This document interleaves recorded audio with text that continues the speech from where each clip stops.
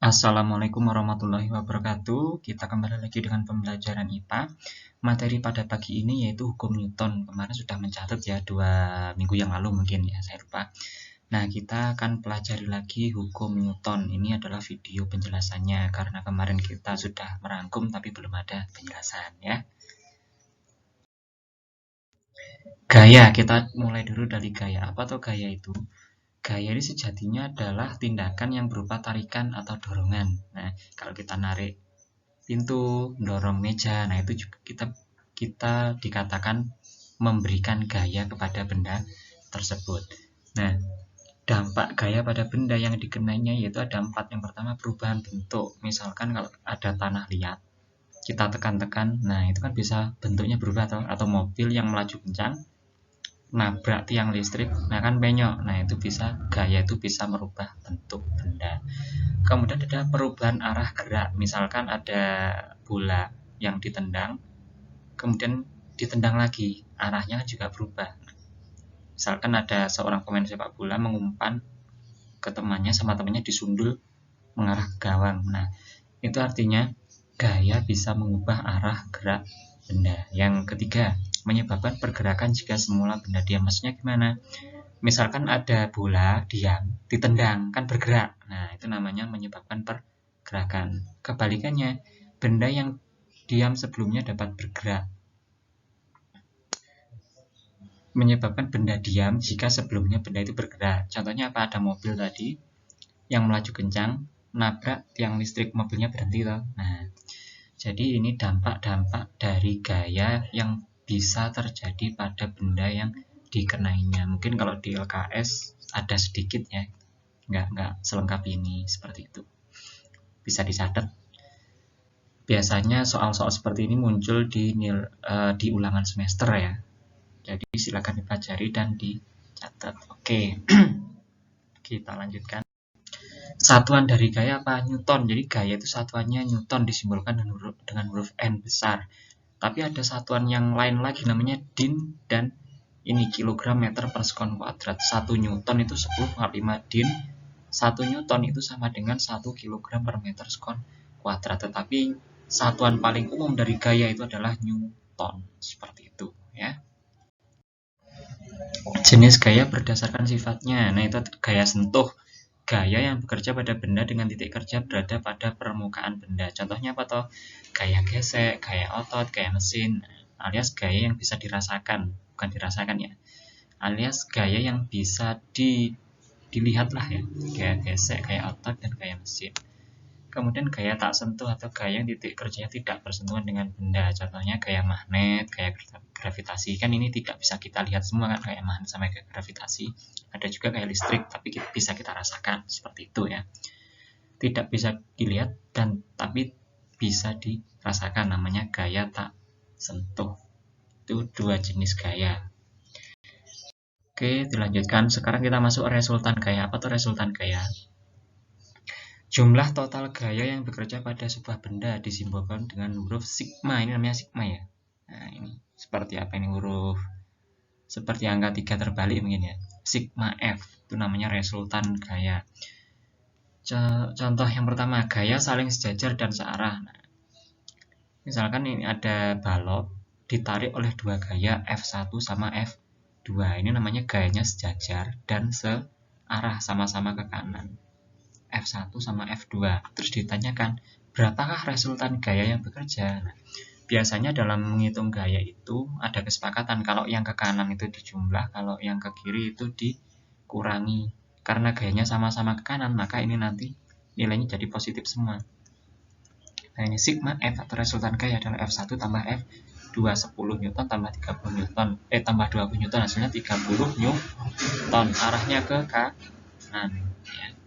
Jadi resultan gaya itu dia vektor harus memiliki arah 30 Newton ke kanan, ada arahnya.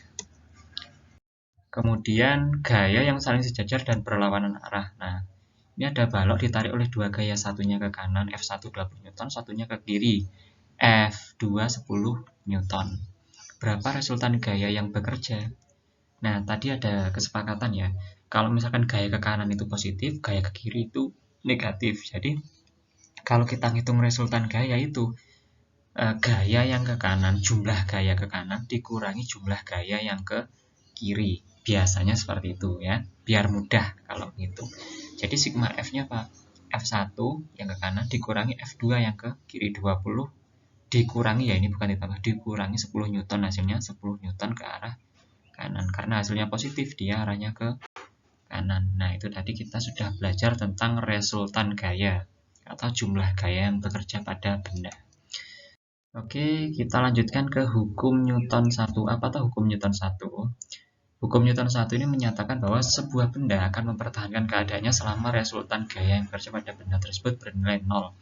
Atau dengan kata lain, benda yang diam akan terus diam, dan benda yang bergerak akan terus bergerak selama tidak ada gaya luar yang mempengaruhinya. Nah, seperti itu disimbolkan dengan sigma F sama dengan 0. Artinya tidak ada gaya dari luar benda yang mempengaruhi gerak benda tersebut. Nah, contohnya apa? Jika kita duduk di dalam mobil, kemudian mobilnya ngerem mendadak, maka badan kita kan pasti terdorong ke depan, ya kan? Nah, itu adalah salah satu contoh dari peristiwa hukum Newton 1. Nah, hari ini kita nanti fokusnya di hukum Newton 2 ya, karena yang banyak hitungannya di hukum Newton 2, jadi yang hukum Newton 1 cukup sampai sini saja. Oke, kita lanjutkan ya. Nah, ini hukum Newton 2 ini. Percepatan benda sebanding dengan resultan gaya dan berbanding terbalik dengan massa benda. Dirumuskan seperti ini. A adalah hasil bagi antara sigma F dibagi M. Percepatan adalah hasil bagi antara resultan dibagi dengan massa benda. Percepatan satuannya meter per sekon kuadrat, resultan gaya ke Newton atau N, massa itu kilogram ya. Nah, contoh dari peristiwa hukum Newton 2. Bola yang menggelinding pada bidang miring lama-lama kan bola tersebut akan semakin cepat toh. Nah, dia akan memiliki percepatan. Kemudian pergerakan di dalam lift. Nah, kalau misalkan kita masuk ke dalam lift, kemudian lift itu bergerak naik, nah otomatis berat badan kita nanti biasanya akan tambah besar. Kalau liftnya itu turun, maka berat badan kita itu akan semakin berkurang. Biasanya seperti itu. Kalau kalian belum pernah naik lift, nanti kemana gitu ya, ke mall atau kemana, nanti cari lift. Oke. Nah, ya kita lanjutkan langsung ke soal mungkin ya. Nah, ini contoh soal. Hitunglah percepatan balok di bawah ini. Nah, jika ada balok bermassa 5 kg, ditarik gaya ke kanan 20 Newton, ditarik gaya ke kanan lagi F2 15 Newton, dan ditarik ke kiri 10 Newton. Berapa percepatannya? Pertama kita cari dulu resultannya ya. Ini yang diketahui sudah. Resultannya berapa? Nah, resultannya itu yang ke kanan dikurangi yang kiri. Yang ke kanan kan F1 sama F2 dikurangi F3 dibagi M ya. 20 ditambah 15, 35 kurangi 10, 25. 25 dibagi 5.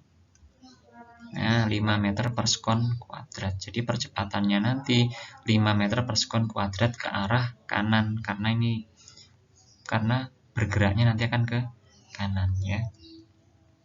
Nah, ke kanan. Nah, ingat, lihat arah panahnya untuk menuju ke kanan atau kiri. Nah, nanti di soal biasanya itu bentuknya seperti ini panahnya. Panahnya di luar.